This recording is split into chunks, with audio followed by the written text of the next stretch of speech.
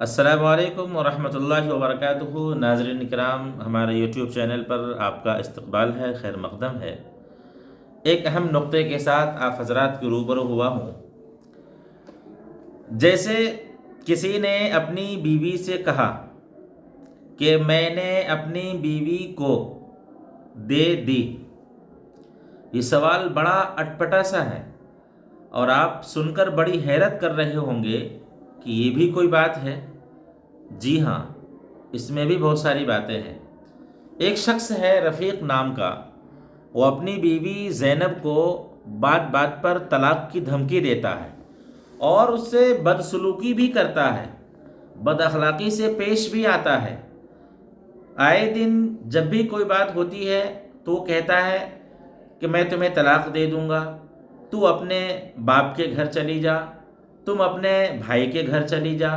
بات بات پر وہ بیوی سے بد اخلاقی سے بھی پیش آتا ہے اور لفظ طلاق کا استعمال بھی کرتا ہے اس طریقے سے کہ اگر تم باز نہیں آؤ گی تو میں تمہیں طلاق دے دوں گا۔ تو ناظرین کرام، اس طریقے سے طلاق کا ورڈ استعمال کرنے سے یا طلاق کا الفاظ استعمال کرنے سے طلاق واقع ہوگی یا نہیں؟ پھر کچھ دن کے بعد رفیق اور اپنی بیوی سے ان کی لڑائی ہوئی اور لڑائی اس حد تک پہنچ گئی کہ رفیق قلم اٹھاتا ہے اور اپنی بیوی کے بارے میں لکھتا ہے کہ میں نے اپنی بیوی کو، یعنی جو بھی ان کی بیوی کا نام ہو، میں نے اپنی بیوی کو دے دی۔ یعنی اس جملے میں یہ لکھنے کے بعد کہ میں نے اپنی بیوی کو دے دی، کو کے بعد وہ رک جاتا ہے۔ اب سننے والا یا سمجھنے والا یہ ضرور سمجھے گا کہ طلاق ہی وہ دے سکتا ہے، کیونکہ اس بیچ میں لفظ طلاق کا لفظ ہی فٹ ہو سکتا ہے۔ تو کیا ایسے ماحول میں یا اس سچویشن میں خالد یا رفیق کی بیوی پر طلاق واقع ہوگی یا نہیں؟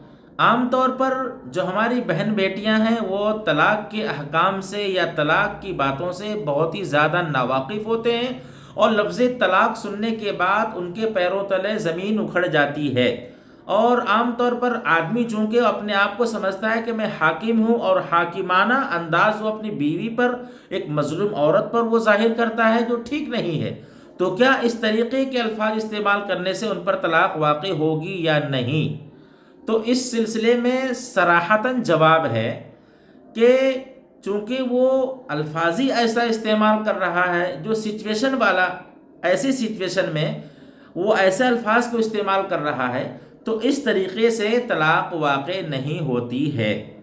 یعنی اگر اپنی بیوی سے کسی شوہر نے کہہ دیا کہ میں نے اپنی بیوی کو دے دی، تو اس شکل میں طلاق واقع نہیں ہوگی، کیوں کہ لفظ طلاق پر دلالت تو کر رہا ہے لیکن لفظی صراحتاً نہ ہونے کی وجہ سے اور کنایتاً بھی ظاہر نہ ہونے کی وجہ سے اس پہ طلاق واقع نہیں ہوگی۔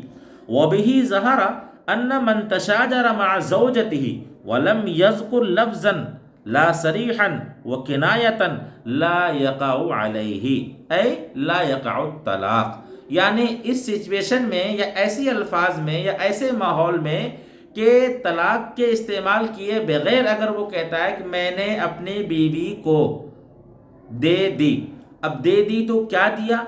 پیسے بھی ہو سکتے ہیں، گالی بھی ہو سکتی ہے، کچھ اور بھی ہو سکتا ہے۔ تو ان شارٹ یہ ناظرین کرام اس شکل میں طلاق واقع نہیں ہوتی ہے، لیکن پھر بھی لڑائی جھگڑے کے مابین لفظ طلاق کا استعمال کرنے سے بہت زیادہ گریز کرنا چاہیے، بہت زیادہ گریز کرنا چاہیے۔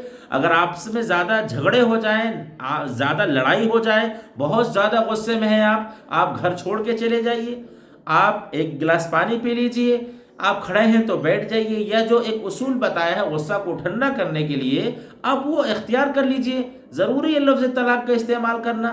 پھر بعد میں پریشان ہوتے مولوی صاحب، مفتی صاحب ہم نے اس طریقے سے کر لیا۔ تو بہرکیف ناظرین کرام ایسے الفاظ کے استعمال کرنے سے گریز کرنا چاہیے۔ اللہ تبارک و تعالیٰ کی نظر میں اور اللہ کے نزدیک حلال تر تمام چیزوں میں سے سب سے زیادہ جو مبغوض ہے وہ لفظ طلاق ہے۔ اس لیے میرے بھائیوں، طلاق کا الفاظ استعمال کرنے سے گریز کریں، اور اس طرح کے الفاظ کہنے سے طلاق واقع نہیں ہوتی ہے۔ السلام علیکم ورحمۃ اللہ وبرکاتہ۔